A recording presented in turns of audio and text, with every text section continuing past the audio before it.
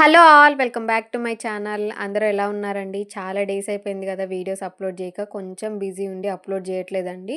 So ఎప్పటినుంచో అడుగుతున్న ఒక మేకింగ్ వీడియో అయితే నాకు ఇప్పుడు కుదిరింది. ఆల్రెడీ ఏంటిదనేది మీరు థంబ్‌నెయిల్ చూసుంటే తెలిసే ఉంటుందండి. ఇవాల్టి వీడియోలో లోటస్ హెయిర్ క్లిప్ ఎలా మేక్ చేసుకోవాలనేది చూద్దాము. సో ఫస్ట్ ఈ ప్రాసెస్‌కి కావాల్సిన రా మెటీరియల్ ఏంటిదనేది చూద్దామండి. సో ఫస్ట్ అయితే ఓహెచ్‌పి షీట్ కావాలి. నెక్స్ట్ జర్దోజీ కావాలి.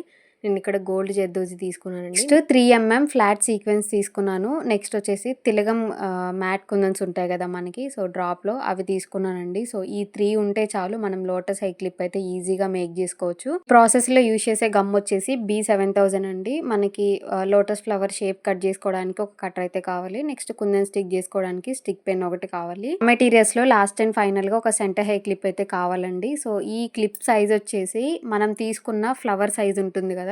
సో దాన్ని బేస్ చేసుకొని సెలెక్ట్ చేసుకోవాలి. ఇక్కడ చూస్తే నేను మీడియం సెంటర్ హెయిర్ క్లిప్ అయితే ఫస్ట్ అనుకున్నాను. వర్క్ అంతా కంప్లీట్ అయిపోయిన తర్వాత లాస్ట్‌లో సైజ్ చెక్ చేసుకుంటే స్మాల్ క్లిప్‌కే సెట్ అయిపోయిందండి. సో ఎక్కడ కూడా స్కిప్ చేయకుండా చూడండి. అది ఎలా కన్వర్ట్ అయిందనేది మీకు క్లియర్‌గా అర్థమవుతుంది. సో ఓహెచ్‌పి షీట్ కంప్లీట్‌గా ఉంచితే నాకు వీడియో తీయడానికి కుదరట్లేదు. అందుకే ఆ ఫ్లవర్ వరకు ఉంచి కట్ చేసుకున్నాను. నెక్స్ట్ మనం డ్రా చేసుకున్న అవుట్‌లైన్‌కి జర్దోజీని స్టిక్ చేసుకోవాలండి. సో ఫ్లవర్ అవుట్‌లైన్ అనేది నీట్‌గా రావాలంటే ఈజీ ప్రాసెస్ అయితే ఉంటుంది. లేదు మేము డైరెక్ట్‌గా డ్రా చేసుకోగలం, మాకు పర్ఫెక్ట్‌గానే వస్తుంది అంటే పర్లేదండి, అలానైనా డ్రా చేసుకోవచ్చు. కొంతమందికి పర్ఫెక్ట్‌గా రాదు కదా. సో అలాంటి వాళ్ళ కోసం అయితే ఈ చిన్న టిప్ అయితే చెప్తున్నాను. మనం ఈజీగా పింట్రెస్ట్ యాప్ నుంచి అయినా లేదంటే గూగుల్‌లో నుంచి అయినా లోటస్ ఫ్లవర్ ఇమేజ్‌ని అయితే డౌన్లోడ్ చేసుకోవచ్చండి. సో మీరు డౌన్లోడ్ చేసుకోగానే గ్యాలరీలోకి వెళ్తుంది కదా. సో గ్యాలరీ ఓపెన్ చేసి మనకి ఎంత సైజ్ అయితే కావాలో అంత సైజులో ఇమేజ్‌ని ఉంచి ఈ ఓహెచ్‌పి షీట్‌ని మన ఫోన్ పైన పెట్టి నీట్‌గా కాపీ చేయొచ్చు. సో మీరు పెన్ అయినా మార్కర్ అయినా యూజ్ చేసి ఓహెచ్‌పి షీట్‌ని అయితే నీట్‌గా డ్రా చేసుకోవచ్చండి. ఫస్ట్ అయితే లోటస్ ఫ్లవర్‌కి అవుట్‌లైన్ అంతా కూడా నీట్‌గా జర్దోజీతో మెజర్ చేసుకొని ఎక్కడి వరకు వచ్చింది ఏంటిదనేది చూసుకొని కట్ చేసుకోవాలండి. ప్రాసెస్ అయితే చాలా ఈజీగా చాలా స్పీడ్‌గా కంప్లీట్ అయిపోతుంది. లేదు మాకు కొంచెం కన్‌ఫ్యూజన్‌గా ఉంటుంది అనుకుంటే మాత్రం మీరు డైరెక్ట్‌గా B7000 గమ్ అప్లై చేసుకొని జర్దోజీని స్టిక్ చేసిన తర్వాత ఎక్కడి వరకు వచ్చిందనేది చూసి అక్కడి వరకు కట్ చేసుకుంటే సరిపోతుంది. సో ఇలాగ నేను అన్ని పెటల్స్ దగ్గర చూసుకొని నీట్‌గా అవుట్‌లైన్ కొంచెం కూడా పోకుండా నీట్‌గా కట్ చేసుకుంటున్నాను. అప్పుడే మనకి వర్క్ అనేది చాలా ఈజీ అవుతుందండి. సో చూసారు కదా. ఇలాగ నెక్స్ట్ మనం ఈ పీసెస్ అన్నీ కూడా గమ్ అప్లై చేసుకొని స్టిక్ చేసేసుకోవాలి. వన్ బై వన్ నీట్‌గా B7000 గమ్ అయితే అప్లై చేసుకుంటున్నానండి. సో కొంచెం ముందుగా B7000 గమ్ అప్లై చేసుకుంటే అంటే వర్క్ స్పీడ్‌గా వచ్చిన వాళ్ళు గమ్ కొంచెం ముందుగా అప్లై చేసుకుంటే లైట్‌గా డ్రై అవుతుంది. అప్పుడే మనకి పీసెస్ అనేవి కదలకుండా ఉంటాయి. మరీ డ్రై అయితే మాత్రం కుదరదండి. అందుకే నేను ముందే మెన్షన్ చేశాను. కొంచెం ఎక్స్‌పీరియన్స్ ఉన్నవాళ్ళు, కొంచెం వర్క్ స్పీడ్‌గా చేసే వాళ్ళకైతే ఈ టిప్ బాగా యూజ్ అవుతుంది. సో కొంచెం స్లోగా చేసే వాళ్ళకేంటంటే ఈ టిప్ అయితే అసలు వర్కౌట్ అవ్వదండి. మళ్ళీ మీరు డబుల్ వర్క్ చేయాల్సొస్తుంది. చూసారు కదా, మిడిల్ పార్ట్ అయితే కంప్లీట్ అయిపోయింది. నెక్స్ట్ సైడ్ పెటల్స్ అయితే చూద్దామండి. సో మనకి జర్దోజీ అనేది స్ట్రైట్‌గా ఉంటుంది.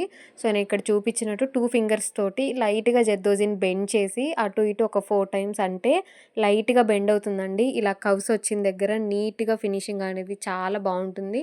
కొంచెం లైట్‌గా బెండ్ అవుతుంది జర్దోజీ కాబట్టి మనం ఎలా వేస్తే అలానే ఉంటుంది. సో ఈ టిప్ కూడా ఒకసారి ట్రై చేసి చూడండి. మనం తీసుకున్న థీమ్‌లో ఇలాంటి కర్వ్స్ ఎక్కువగా ఉంటే ఈ టిప్ అయితే బాగా యూజ్ అవుతుందండి. మెయిన్ జర్దోజీకి అయితే ఈ టిప్ బాగా యూజ్ అవుతుంది. సో ట్రై చేసి చూడండి. మరీ ఎక్కువగా బెండ్ చేయొద్దు. అక్కడ మళ్ళీ లైన్ ఫార్మ్ అవుతుంది. మళ్ళీ కర్వ్స్ అయితే రావు.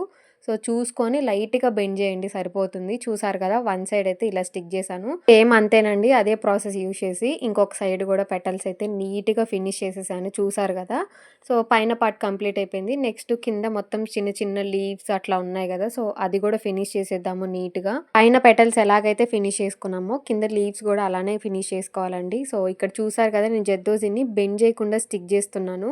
సో అందుకే ఇంత టైం పడుతుంది. అదే మనము దానికి తగ్గట్టుగా బెండ్ చేసుకుంటే చాలా ఈజీగా వర్క్ అయితే కంప్లీట్ అవుతుంది. లేదంటే ఇలా గమ్ అప్లై చేసిన తర్వాత కర్వ్ దగ్గర జస్ట్ ఒక షార్ప్ థింగ్ పట్టుకొని కొంచెం లోపలికి ఇలాగ జర్దోజీని ప్రెస్ చేస్తే ఈజీగా వర్క్ ఫినిష్ అవుతుందండి. ఇప్పుడు కంప్లీట్‌గా కర్వ్ ఉన్న దగ్గర మన జర్దోజీని ఎలా బెండ్ చేసుకోవాలనేది ఇక్కడ మీకు చూపిస్తాను. సో ఫస్ట్ చూపించినప్పుడు చాలా స్ట్రైట్‌గా ఉంది కదా. నెక్స్ట్ కొంచెం లైట్‌గా బెండ్ చేసినప్పుడు లైట్‌గా బెండ్ అయింది. ఇంకొంచెం ప్రెషర్ అప్లై చేసి కొంచెం బెండ్ చేస్తే మంచిగా ఒక కర్వ్ ఫామ్‌లో అయితే వచ్చింది. సో పైన అన్ని కర్వ్సే ఉన్నాయి కాబట్టి నేను అన్నీ కూడా ఇలానే చేస్తున్నానండి.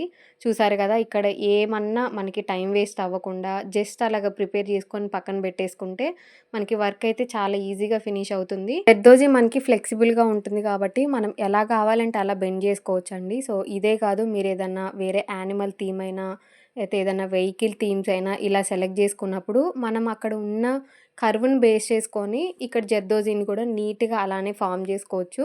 సో, ఒకసారి ట్రై చేసి చూడండి. చూసారు కదా! ఎంత ఈజీగా కంప్లీట్ అయిపోయిందో. అదే మీరు స్ట్రెయిట్‌గా ఉన్న జర్దోజీని ఇలా స్టిక్ చేయాలంటే చాలా టైం పడుతుందండి.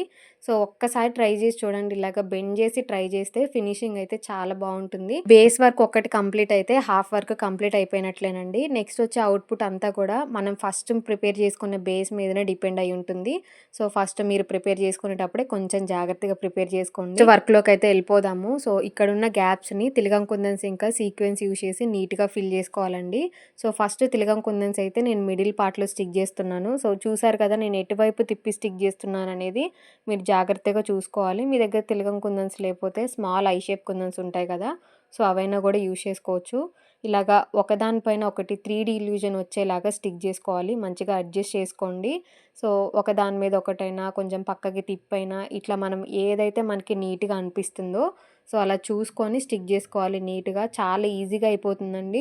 ఒకటికి 2 సార్లు మనము చేస్తూ ఉంటే మనకి ఈజీ అవుతుంది. లేదు నేను ఫస్ట్ టైమ్ ట్రై చేయగానే నాకు పర్ఫెక్ట్‌గా రాలేదు అంటే నేను ఇంకొకసారి మేక్ చేయను అంటే కుదరదు. ప్రాక్టీస్ చేయండి. వర్క్ అనేది పర్ఫెక్ట్ అవుతుంది. సో, చూసారు గదా! లేయర్ బై లేయర్ నీట్‌గా కుందన్స్ అన్నీ గూడా గమ్ అప్లై చేసుకుంటూ, అడ్జస్ట్ చేసుకుంటూ స్టిక్ జేసుకుంటున్నాను. నేను మళ్ళీ ఒక లేయర్ స్టిక్ చేసిన తర్వాత ముందు లేయర్స్ అన్నీ గూడా పర్ఫెక్ట్‌గా ఉన్నాయా లేదా? ఫ్లవర్‌కి సెట్ అవుతున్నాయా లేదా? అవన్నీ గూడా చూసుకుంటూ స్టిక్ జేసుకుంటున్నానండి. మీరు కావాలనుకుంటే డైమండ్ షేప్ కుందన్స్ కూడా స్టిక్ జేసుకోవచ్చు. అవి గూడా ఫినిషింగ్ చాలా బావుంటాయండి. ఒకసారి ట్రై జేసి చూడండి. చూసారు గదా! లేయర్ బై లేయర్ నీట్‌గా అడ్జస్ట్ చేసుకుంటూ మిడిల్ పార్ట్ అయితే కంప్లీట్ చేసేసాను. మీకు అన్ని యాంగిల్స్‌లో చూపిస్తున్నా అది ఎలా అనిపిస్తుంది ఏంటిది అని జెప్పేసి. నెక్స్ట్ వచ్చేసి ఇంకొక పెటల్ లీవ్ జేసి ఆ తర్వాతి పెటల్‌లో ఇలాగ నీట్‌గా తిలగం కుందన్స్ అయితే స్టిక్ జేసుకోవాలి. సో, ఇక్కడ మీరు అబ్జర్వ్ చేస్తే నేను ఎక్కడైతే కర్వ్ వస్తుందో ఆ కర్వ్‌ని బేస్ చేసుకొని కుందన్నయితే అటు సైడ్‌కి తిప్పుకుంటున్నానండి. తిప్పుకొని స్టిక్ చేసుకుంటున్నా. సో, మీరిక్కడ చూసుకొని జాగ్రత్తగా అబ్జర్వ్ చేసుకొని ఒకసారి ప్రాక్టీస్ చేయండి. ఎటు కర్వ్ అయితే ఉంటుందో అటు తిప్పి నీట్‌గా స్టిక్ జేసుకోవాలి. అప్పుడే మనకి ఆ షేప్ అనేది నీట్‌గా అర్థమవుతుంది. చూసారు కదా! ఫినిషింగ్ ఎలా వస్తుంది, ఎలా అడ్జస్ట్ చేసుకుంటున్నాను ఏంటిది అని జెప్పేసి. ఇంకొక పెటల్‌ని కూడా సేమ్ ఇదే ప్రాసెస్‌లో ఫినిష్ చేసుకోవాలి. నెక్స్ట్ ఇంకొక దగ్గర మాత్రం కుందన్స్ మనం డైరెక్షన్ చేంజ్ చేసి స్టిక్ జేసుకోవాలండి. ఇది కింద వైపు ఉంది గదా! మనకి ఎటు నుంచయితే ఆ పాయింట్ స్టార్ట్ అవుతుందో సో, అక్కడి నుంచి కుందన్ స్టిక్ జేసుకోవాలి. డైరెక్షన్‌లో స్టిక్ జేసేటప్పుడు కొంచెం కంఫర్ట్‌గా ఉండాలంటే ఫ్లవర్‌ని రివర్స్‌లో తిప్పి స్టిక్ జేసుకుంటే మనకి కంఫర్ట్ అనేది బావుంటుంది. ఫినిషింగ్ గూడా చాలా నీట్‌గా వస్తుందండి. సో, చూసారు గదా! ఇలాగైతే ఫినిష్ చేసేసాను. ఓన్లీ తిలగం కుందన్స్ వర్క్ అయితే ఇలా ఉంటుందండి. చాలా అంటే చాలా బా వచ్చింది. నాకైతే మంచిగా ఫినిషింగ్ బా అనిపిచ్చిందండి. సో, ఇది ఏ శారీ మీదకి మేక్ చేశా అనేది గూడా మీకు లాస్ట్‌లో పిక్ గూడా యాడ్ జేస్తాను. తిలకం కుందన్స్ వర్క్ అయితే కంప్లీట్ అయిపోయింది గదా! నెక్స్ట్ సీక్వెన్స్ అయితే స్టిక్ జేసుకుందామండి. సో, రిమైనింగ్ గ్యాప్స్ అంతా గూడా సీక్వెన్స్‌తోనే ఫిల్ చేసేసుకోవాలి. ఫస్ట్ అయితే పెటల్‌లో గమ్ అప్లై చేసుకొని కంప్లీట్‌గా సీక్వెన్స్ అయితే స్టిక్ జేసుకోవాలండి. అది సర్కిల్‌లో ఉండడం వల్ల గ్యాప్స్ అయితే ఫిల్ అవ్వవు. సో, ఫస్ట్ మనకి ఎంత వీలైతే అంత సీక్వెన్స్ నీట్‌గా ఫినిష్ చేసుకుంటూ రావాలి. గ్యాప్స్ ఉంటాయి గదా! సో, మళ్ళీ పైన B7000 గమ్ అప్లై చేసుకొని, ఆ గ్యాప్స్ ఫిల్ చేసుకోవడానికి మళ్ళీ సీక్వెన్స్ స్టిక్ జేసుకోవచ్చు. మనకి గ్యాప్స్ అయితే నీట్‌గా ఫిల్ అయిపోతాయండి. చాలా బాగా అనిపిస్తుంది. సెకండ్ లేయర్ స్టిక్ జేసేటప్పుడే కొంచెం జాగ్రత్తగా ఉండాలి. ఆ గ్యాప్స్ అనేవి ఫిల్ అవుతున్నాయా లేదా చూసుకోవాలి. సో, చూసారు గదా! ఫస్ట్ పెటల్ అయితే కంప్లీట్ అయిపోయింది. చాలా ఈజీగా మేక్ జేసుకోవచ్చండి ఈ ఫ్లవర్స్ అయితే. ఫస్ట్ అటెంప్ట్‌లో రాపోతే ఇంక రాదేమో నాకు అన్న డిసప్పాయింట్‌మెంట్‌తో అయితే ఉండొద్దండి. ఒకటికి 2 సార్లు ట్రై జేయండి. కంపల్సరీగా వస్తుంది. పైన ఫ్లవర్‌లో అయితే సీక్వెన్స్ వర్క్ కంప్లీట్ అయిపోయింది. నెక్స్ట్ కింద లీవ్స్‌లో ఎలా ఉంటుందనేది చూద్దాము. చాలా ఈజీగా ఉంటుంది. పైన ఎలాగైతే స్టిక్ జేసామో సేమ్ అలానే ఉంటుంది. చూసారు గదా! కంప్లీట్‌గా ఫ్లవర్ వర్క్ అయితే కంప్లీట్ అయిపోయింది. కొంచెం మనం ఆ జర్దోజీకి బయటికి పోకుండా చూసుకుంటే సరిపోతుంది. మనకి ఆ అవుట్‌లైన్ అనేది నీట్‌గా వస్తుంది. ఫినిషింగ్ బావుంటుంది. చూసారు కదా! చాలా బావుంది. నాకైతే భలే నచ్చేసింది ఈ కాంబినేషను. నెక్స్ట్ ఎలా కట్ జేయాలనేది రీసెంట్‌గా ఒక కామెంట్ అయితే వచ్చిందండి. నేను ఇలాగ థ్రెడ్ కటర్ ఒకటుంటుంది. సో, ఫస్ట్ నేను బాగా యూజ్ చేశాను. కొంచెం షార్ప్‌నెస్ తగ్గిందని జెప్పేసి, ఇలాగ ఓహెచ్‌పీ షీట్ కట్ జేసుకోవడానికని జెప్పేసి పక్కనుంచుకున్నాను. మీరు సిజర్స్ అయినా యూజ్ చేయొచ్చు. కాకపోతే ఇలాగ కటర్‌తో అయితే చాలా షార్ప్‌గా ఉంటుంది గాబట్టి, ఎడ్జెస్ అనేవి పోకుండా నీట్‌గా కట్ జేసుకోవచ్చు. వీలైతే మీరిలా కట్టర్‌తో కట్ జేయండి. లేదంటే మంచిగా సిజర్స్ ఉంటాయి గదా! చిన్న సిజర్స్ గూడా ఉంటాయి. కొంచెం పొడుగ్గా ఉండేవి. సో, అవైనా యూజ్ చేసి ఇలాగ ఎక్స్‌ట్రా ఓహెచ్‌పీ షీట్‌ని కట్ జేసుకోవచ్చు. సో, ఇంకొక ఐడియా కూడా ఉంటుంది. అగరబత్తి ఉంటుంది గదా! సో, దాన్ని లైట్‌గా కాల్చేసి ఈ ఎడ్జెస్ అన్నీ గూడా కొంచెం లైట్‌గా ఉంటాయి గదా!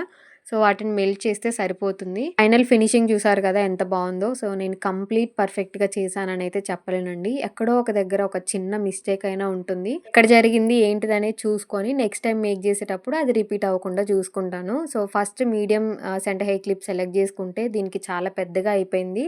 నెక్స్ట్ స్మాల్ సెలెక్ట్ చేసుకుంటే ఫిట్ అయిందండి. మనం మేక్ చేసిన ప్యాచ్ కంప్లీట్‌గా డ్రై అయిన తర్వాత క్లిప్‌కి స్టిక్ చేసుకుంటేనే మంచిగా ఉంటుందండి. ఇక్కడ వీడియో కొంచెం లేట్ అవుతుందని చెప్పేసి నేను ప్యాచ్ డ్రై అవ్వక ముందే స్టిక్ చేస్తున్నాను.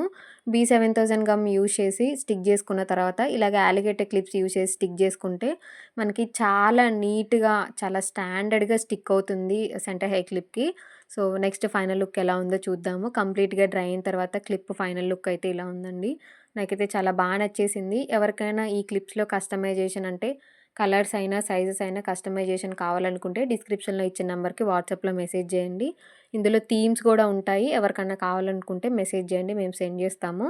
చూసారు కదా ఫినిషింగ్ ఎలా అనిపించింది? ఈ వీడియోకి రిలేటెడ్‌గా ఇంకా ఏమైనా డౌట్స్ ఉన్నా కమెంట్ చేయండి. వీడియో మీకు ఎలా అనిపించిందో కమెంట్ చేయండి. వీడియో మీకు నచ్చితే like, share and subscribe. Thanks for watching.